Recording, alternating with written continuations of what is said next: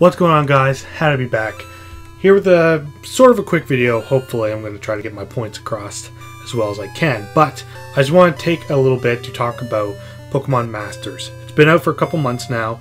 I played it I don't want to say a fair bit, I'll get to that in a second, but I did play it quite a bit. I got through most of the story, but no, I just wanted to kind of discuss the game and some of my thoughts that I had surrounding it. Now, first off, I just wanted to say that with Pokemon Masters, the game looks really good on mobile. I played it on my iPhone 7, I believe. I can't remember what number I'm on. I don't think I'm 6. I'm pretty sure I'm 7. Anyways, I played it on that. The game looks great. I would love to show you some of my own videos that I actually took like screenshots of it. Not screenshots, screen recordings of it. And I tried to upload to my computer, but for some reason Vegas just didn't want to render it properly. I just kept getting a bunch of green screens. So, anyway, if someone could direct me onto how to kind of do that better, then maybe I'll record more off my phone. But regardless, you'll just kind of get this vloggy style review. But no, the game does look really good. And what's also really fun is just to see the interactions between a bunch of characters that would normally not have interacted before. It's fun to see like Barry and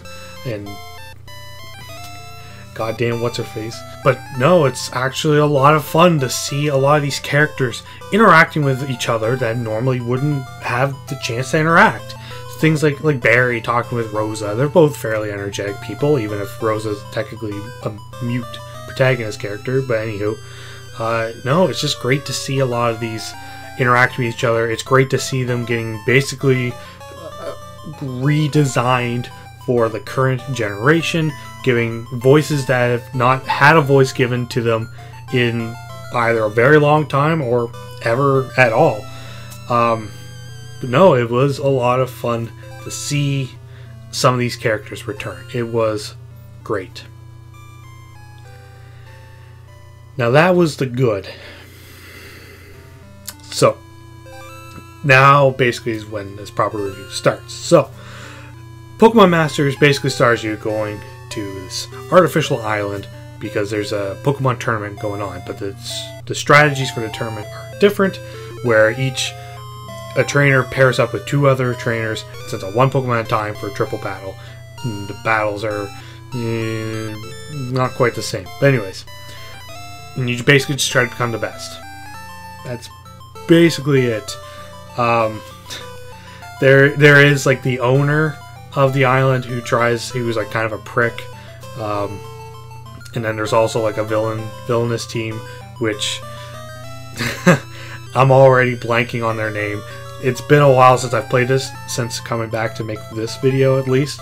But no, it's weak for Pokemon stories.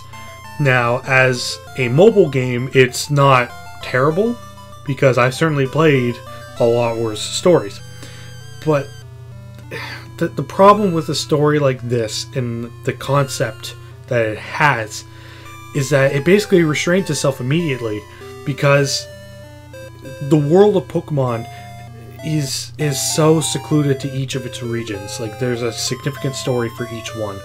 But for something like with Masters, it's a one and done adventure right off the bat. And unless you intend on going to other places, all these trainers from all these different regions come into this one spot. Like, they're not there to search for adventure or to further enhance this invention or do this or do this. They're there to compete in a tournament, and that's it. That is basically the one goal for everyone, not counting small different little nitpicks here and there. Now, that being said, I technically didn't finish the story 100%. I haven't even really looked it up, to be honest, either. But there's a reason for that. And that gets into a point, we'll get there, regardless. So that's the story. It's whatever. Gameplay. So, Pokemon Masters, like I said, plays in a triple battle formation. And each Pokemon has 4 different actions that they do. Not attacks, actions. It can range from attacks as well as buffs to the other Pokemon or healing abilities or whatever. So it's fine like that. There's like an energy bar that you try to raise up, and each ability costs a different amount of that energy bar. And then you can queue up different Pokemon, and they do their thing, and you fight. Now, on paper, and even in some usage of it, it's kind of fun. It's frantic and all over the place, but you do get a sense of some crazy stuff going on. And what helps is that there's actually an ability for each Pokemon that they can do called Sync Moves, where you charge up a meter, and once it's fully charged, and you use a special attack. It's basically Z moves, though you can use them more than once throughout a fight if you're good at managing your abilities. That's how you charge it up, by using your skills at different various points. Now, and then when it comes to some Pokemon that can also Mega Evolve, it also Mega Evolves them at the same time, changing their attacks that they have. So it's actually better than Z moves, which is, of course, everything's better than Z moves. But what makes it difficult, though, is that when it comes to some of, not even the tougher challenges, not even like special fights where you would be expected to give it your all in order to succeed, but Pokemon Masters has the problem of its typings. So with each map, it actually tells you what Pokemon that you should be bringing to the fight. Now, it's not entirely a problem going through the story, kind of, because you're given a whole lot of free characters for every chapter all the way through. And it usually pertains to a type that you'll need to use within the next chapter. It does mean that you still need to train them a little bit for each one, but it's nice to at least kind of get them for free, even if some are kind of meh to me. But the issue is that requirement typing is super restrictive. So, say for example that you are doing a fight against Blaine. We'll just cover just one trainer. That's all you need to get this. You're doing a fight against Blaine, who sends out his Rapidash. Now, veteran Pokemon trainers will be able to note every weakness that a Rapidash would have. You know, water, rock, ground, easy ones. However, for this one particular fight, I would send out my Chris with her Feraligatr that she has, because it's weak to water, and that's what the thing would tell me to do. However, that's just with that one fight. You go to a different fight that also has a Blaine as an opponent, who also has a Rapidash. However, this time, this Rapidash is weak to ground, not to water. So, my Feraligatr is completely useless, and now all I have left in my party that would be strong enough would be Clay with his stupid Palpitoad. Oh, God. So, it's annoyingly restrictive, and not in a fun way. See, I'm surprised I haven't really brought up all that much yet, but Fire Emblem Heroes, I still play that game to this day, nearly daily. I've somewhat simmered down over the last couple months or so, and we'll get to that point later on as well, but I still play that game a lot because of the freedom of making whatever team you want in Fire Emblem Heroes.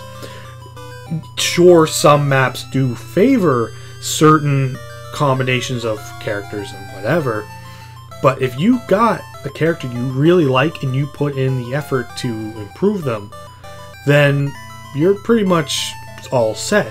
I've seen lots of awesome challenges that people do with some of their characters, and they can be pretty sweet. And that's not to say you can't do that for this, but in order to actually give yourself a challenge, in order to make the game like interesting, because the combat is decent when it's fair, you would have to train so much, and experience gain is so little, and the items that you get to help you level up are so inconsequential to leveling up, unless you get like a whole lot of like the level 3 books or whatever it is, that it's just, it's so boring and grindy, and there's even like level caps that you have to unlock as well with items, and that's just another thing as well. It's just the insane amount of items for this game. Ugh. Heroes has a lot as well, but they're all like very clearly told to you as to what they actually do. But for this one, my god, there's so many different items, that do so many different little things, and just, ugh, it's so annoying. Ugh. But anyways, so that's actually kind of why I haven't been able to finish the story mode yet, because the fight that I'm on, and it's the fight with Agatha, with Acerola, and Phoebe with their ghost types. Now, I do have Pokemon to somewhat cover that. I even managed to get a Karen out of some pulls that I got. But I have them roughly at the point to where I had just finished the last fight with some of their levels, which up to this point has started to become way more increasingly cheap. And I still can't do it. Why? Because this game is...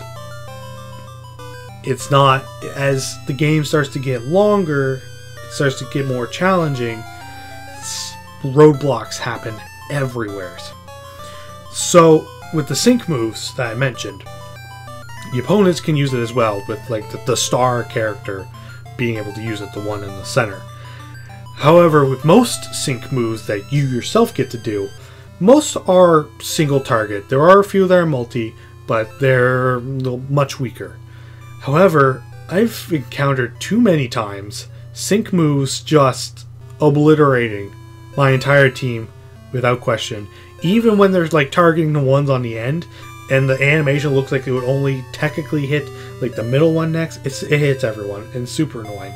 And the concept of weakness exists in Pokemon Masters, but not the concept of resistances. At least not often enough for me to actually notice well. I know that technically it is there, but my god, I would have like a Pokemon set that would technically resist an attack coming in, wouldn't matter. So it's super frustrating that way. And then in order to try to completely avoid the sync move regardless, I'm then trying to do what I can to basically just burst everyone down as fast as possible, which is technically a viable strategy, but accuracy still exists in this game. Now, for the Acerola fight, for example, I have to try to beat up on the Gengar as fast as I can before I can use Hypnosis. Now, in Hypnosis in the Pokemon games is like a 40 accuracy, so it should miss like 40% of the time, basically. Anyways, no, it will always hit, because I'm pretty sure it's 100 accuracy in Masters, and then stupid, I think it's, I can't even remember, I think it's Glalie that Phoebe uses. I don't even think it is. Anyways, Dusclops, that's what she uses. No, Duskull. I can't even remember. It's stupid annoying. I haven't played it in forever. I hated it. There's so much random crap that you have to deal with. And if she either gets the Hypnosis immediately off, or you just aren't able to kill her right away, then you're resetting. And I'm getting super mad, and I know some people will be like, well, you just level up way more. Like I said, leveling up is so slow. Getting the items to level up is so slow. And it's just so tedious. And now, technically, you could say, well, it's a gacha game, so why don't you do the summonings? For my last point that I want to make for this video, all I can really think of at the moment at least, but is the gacha system. Now, Fire Emblem Heroes, or firstly, the gacha system is starting to get a lot of flack as of late for just their stupid, annoying marketing, gambling nonsense that they're being accused of. And it is a lot of nonsense, and it's starting to get a lot worse and worse, even bleeding over into like console games and all that stuff, and it's really annoying as of late. Now, with mobile games, I don't see it as big of a problem, but it's certainly getting worse. And like I said, I've kind of tapered off.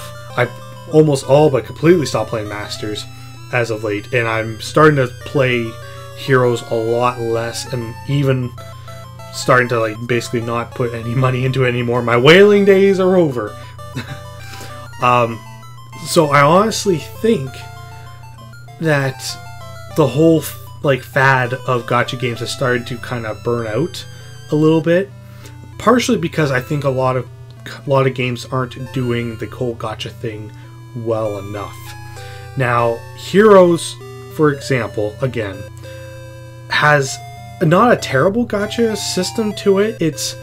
I mean, you still have to spend a lot and blah blah blah, but like there's a system in place that if you summon for your 5 characters that you get when you do a summoning, that it would, in order to get 5 characters, it would cost you 25, but it'll only cost you 20 if you do it all in one go, because being able to summon would cost you 5 orbs.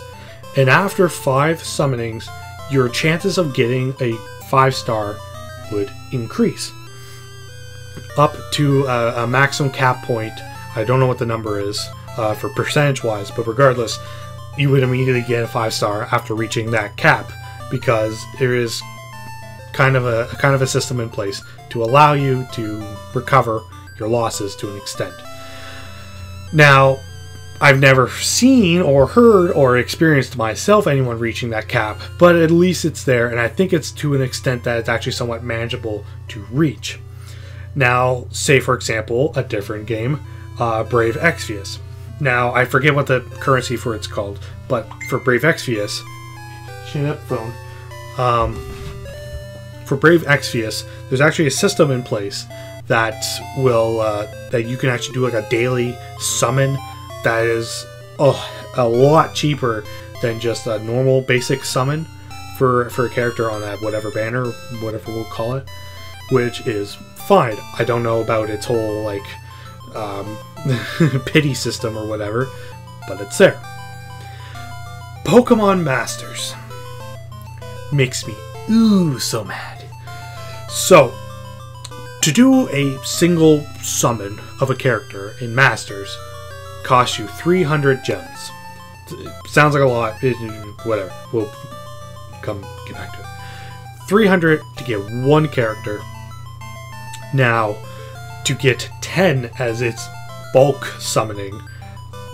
Now, you would think that for something like Heroes, with how you basically save on a character by getting everyone at once, that summoning 10 would give you some sort of discount.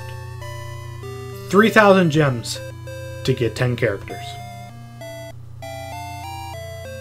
You did the math? Okay, yeah, so there's no point in doing the bulk summonings at all, because you aren't given a discount. There's no like set like oh, you'll definitely get a 5-star with this. No, there's none of that. Now, what it does also have, it does have a half off summoning for a daily summon. It's 150 gems to do it. It's great. I don't mind that.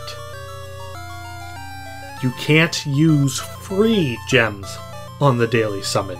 It has to be paid for. Ooh, that's dumb. Ooh, I hated that. First time I had to deal with that.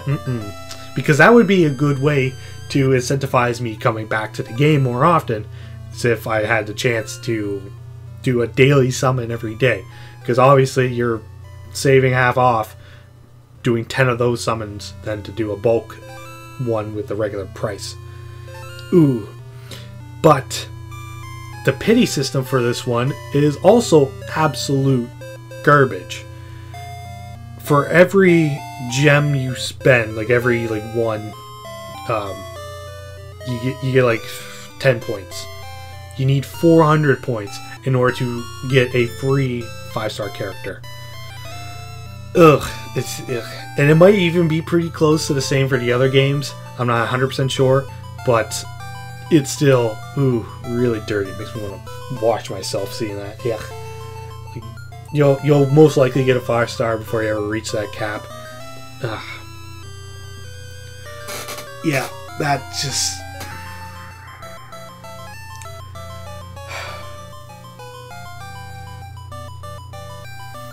As well, and I know I said the last thing was my last one, but it's just important to note that the initial roster for characters that you can summon is absolute garbage. Absolute dumpster fire. It's not even littered with like fan favorites.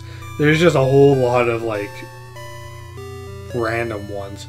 There's this girl with her Arcanine. Don't even know who the hell she is. There's this guy who I know he's a Frontier Brain, but then I read that he was like an Emerald, but then he wasn't because it was like Pearl. I didn't know who he was. I knew who this guy was, but it was absolute garbage. And the only thing that saved the initial roster was that they had Chris as one of like the first like special summons, which is great because the game threw me a bone and actually gave me her like fairly quick. And she's like my best character, even though most of the maps don't really let me use her very well because she's weak to most of them and I can't take advantage of her because it's...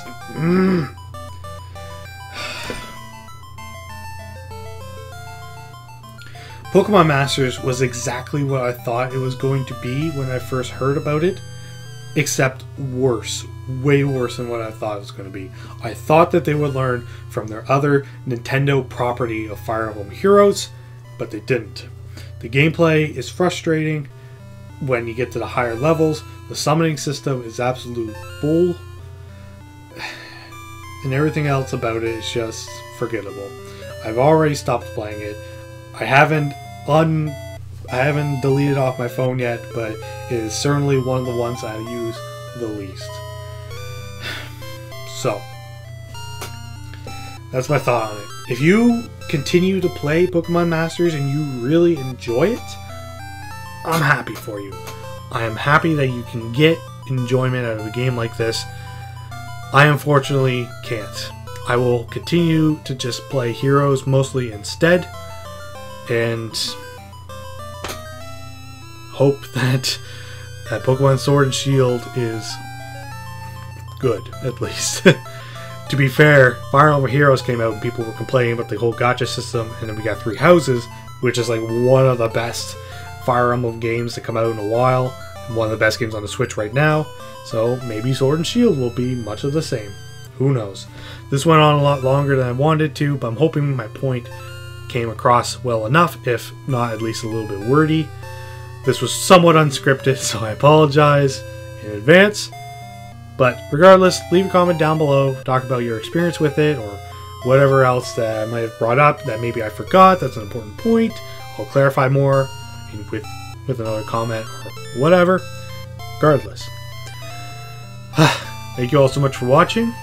If you like what you saw, you can click right up here to check out some other video that I've been doing. Or if you really feel like it, click right up here to subscribe. Expect some updates on Pokemon Sword and Shield very soon, since we're almost into November. It's getting so close.